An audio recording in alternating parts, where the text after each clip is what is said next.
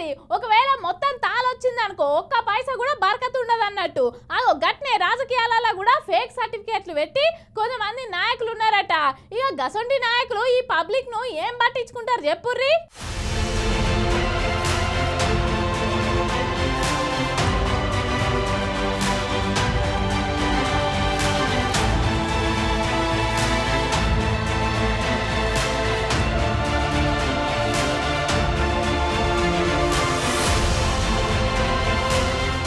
ఏదైనా చదువు చదవాలన్నా లేకపోతే ఏదైనా ఉద్యోగం రావాలన్నా లేకపోతే ఇంకేడికన్నా పోవాలన్నా ఏమన్నా ఆఫీసులల్లా కానీ ఫేక్ సర్టిఫికెట్లు కొందరు ఆడ పెడుతుంటారు.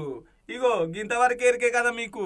గీలే కాదు, కొంతమంది రాజకీయ నాయకులు కూడా ఎన్నికలలో గెలవనికి ఎన్నికలలో పోటీ చేయనికి ఫేక్ సర్టిఫికెట్లు పెడుతున్నారట. ఇది నేనంటున్న మాట కాదుల్లో, ఖుద్దు మన కాంగ్రెస్ పార్టీ పెబ్బ మహేష్ కుమార్ గౌడ్ అంటున్న మాట. సార్ కూడా అప్పుడోసారి చేసిండట గిట్లనే. 35 లోపల ఉన్నారు, అందరు ఉన్నారా? కొంతమంది దాటి ఉంటారు. మేము చేసాం, అది సర్టిఫికెట్లు కూడా మేము కూడా చేసాం. అంబీకరే ఏజ్ చాలా రోజులు స్టక్ అయిపోయేది, అసలు పెరిగేది కాదు. I was an aspirant for NSU all India Salim అయినప్పుడు. చాలా interesting.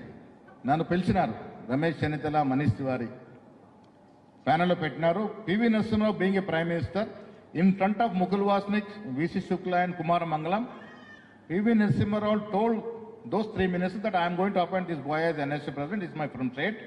He speaks good English, good Hindi. I am going to appoint him. That was the votes. కాకపోతే బీజేపీ పార్టీలు ఉండే పొంగులేటి సుధాకర్ రెడ్డి సార్ దొరకబట్టిండట. ఇదంతా రాజకీయాలలో మామూలే, జస్ట్ కామన్. పొరగాళ్ళు పరీక్షలలో ఎట్లా కాపీ కొడతారో, ఎట్లా దొంగ సీట్లు తెచ్చి పెట్టుకుంటారో అవో అట్లనే రాజకీయాలలో కూడా దొంగ సర్టిఫికెట్లు పెట్టి ఎమ్మెల్యేలు అవుతారు, ఎంపీలు అవుతారు. అట్లా చాలా మంది ఉన్నారు. కొందరు ఏజ్ అయితే అసలుకే పెరగదు, అట్లనే ఉంటది, స్ట్రక్ అయిపోతుంది అనబట్టిండు.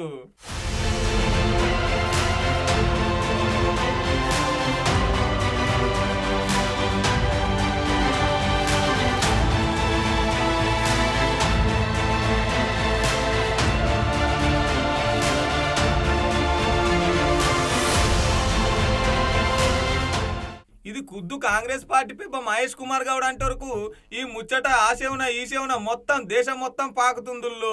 సర్టిఫికెట్ అనే స్కామ్ చేసి ఎలక్షన్లో గెలిచేటోళ్లకు స్కామ్లు చేసుడు పెద్ద లెక్కన.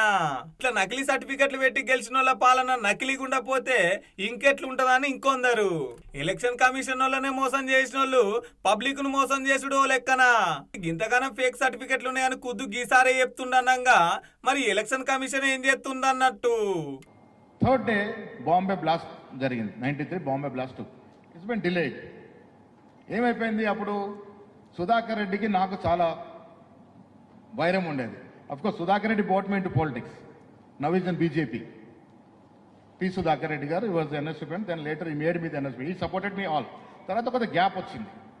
సో 93లో అయితే నేను ఎన్ఎస్సీ ఆల్ ఇండియా ప్రెసిడెంట్ కావాలి. 93 డిలే అయిపోయిన తర్వాత 24th May, I crossed my 27 years. 25th May, that was Tuesday, Sudhakar Reddy landed in Delhi with all my certificates.